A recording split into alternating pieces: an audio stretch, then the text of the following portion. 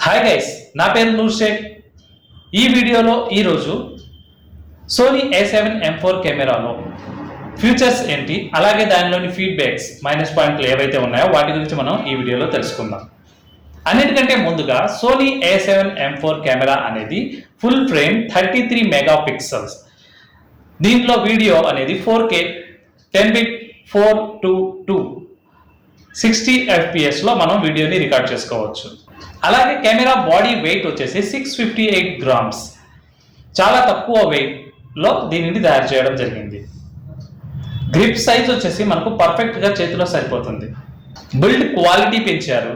Body size Sony A7M3 కంటే Sony A7M4 size పెద్దదిగా ఉంటుంది. బటన్స్ గురించి చూస్తే పుష్ బటన్స్ ఇవ్వడం జరిగింది.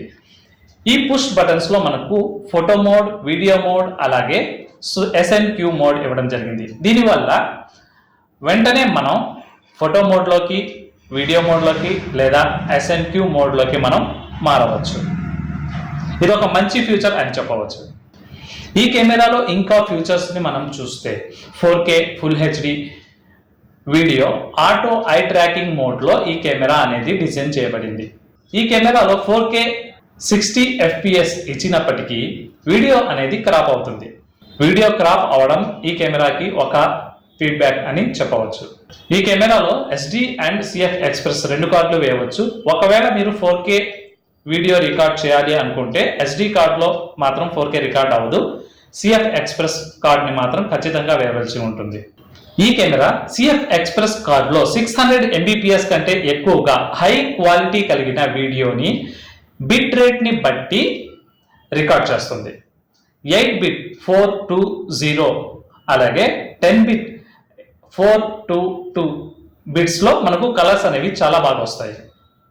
ఈ కెమెరాలో మనకు ఫోకస్ మ్యాపింగ్ అనే ఆప్షన్ చాలా బాగా ఉపయోగపడుతుంది. ఇది ఫోకస్ అవడంలో మనకు సహాయపడుతుంది. దీని తర్వాత 4K గురించి చూసినట్లయితే ఇది ఫుల్లీ 4K కెమెరా కాదు. 3840x2160 60 FPS వీడియోని క్రాప్ మోడ్లో రికార్డ్ చేస్తుంది.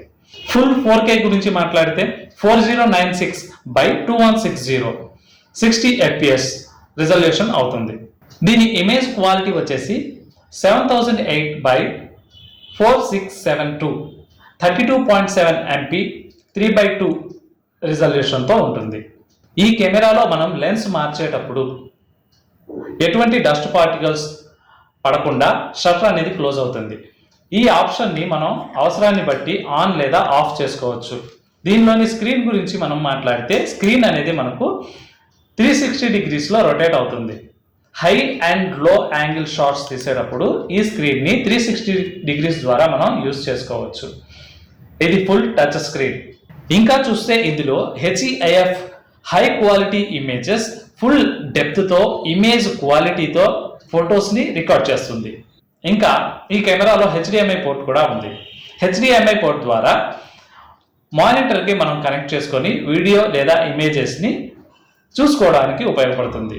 5 యాక్సిస్ ఆప్టికల్ ఇమేజ్ స్టెబిలైజేషన్తో వస్తుంది. ఎలక్ట్రానిక్ వ్యూ ఫైండర్ గురించి చూస్తే దీని బిల్డ్ క్వాలిటీ చాలా బాగుంటుంది. దీనిని 3.68 మిలియన్ డాట్స్తో డిజైన్ చేయబడింది. వ్యూ ఫైండర్ నుంచి కనుక మనం చూస్తే న్యాచురల్గా చూస్తున్న ఫీల్ మనకు వస్తుంది.